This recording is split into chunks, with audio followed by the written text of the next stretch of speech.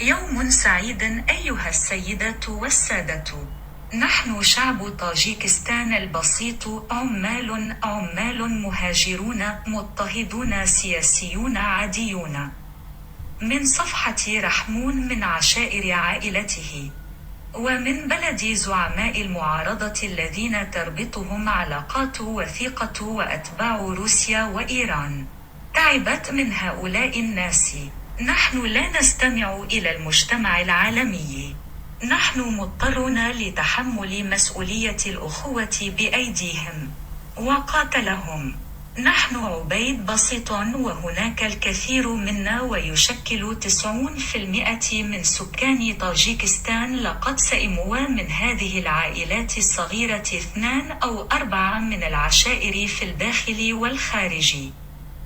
أعلنوا أنفسهم ظل الرب الإله تعالى على رأس أمتنا والبشرية جمعاء.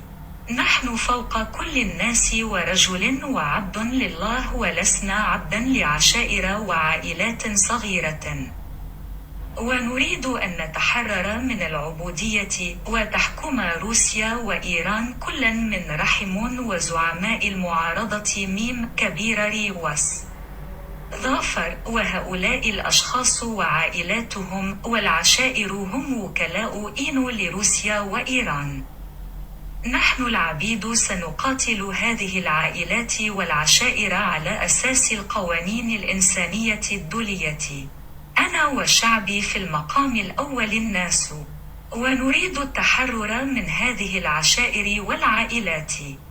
نحن عبيد بسيط، عمال مهاجرون، أناس عاديون مضطهدون سياسيا، نشكل 90% من سكان طاجيكستان. نحن شعب طاجيكستان أنشأنا جيش التحرير الشعبي الخاص بنا من أجل التخلص من عبودية هذه العائلات.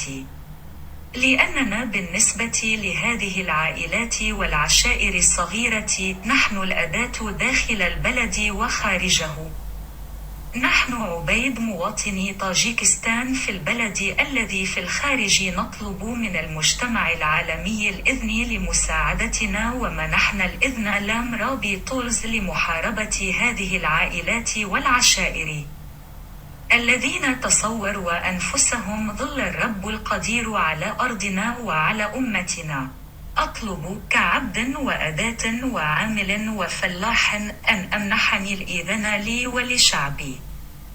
مع احترامك يا راب، الضابط السابق في الشرطة الطاجيكية الذي حارب الإرهاب الدولي لمدة 11 عاما، فقد زوجته وعائلته وأم أطفاله، وهو حاليا زعيم جيش التحرير الشعبي في طاجيكستان الذي يحارب الدكتاتورية والعشيرة إقطاع الأسرة.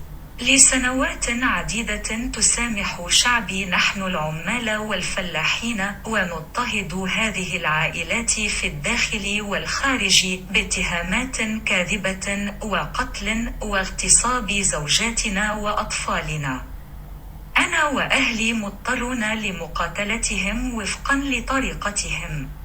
نحن العمال والفلاحين والعبيد والعمال المهاجرين والسياسيين العاديين المضطهدين أنشأنا جيش التحرير الشعبي لطاجيكستان، وهو من بين عامة الشعب والعبيد ويعمل لصالح الشعب. مع الاحترام لك دادابويف إيزاتولو.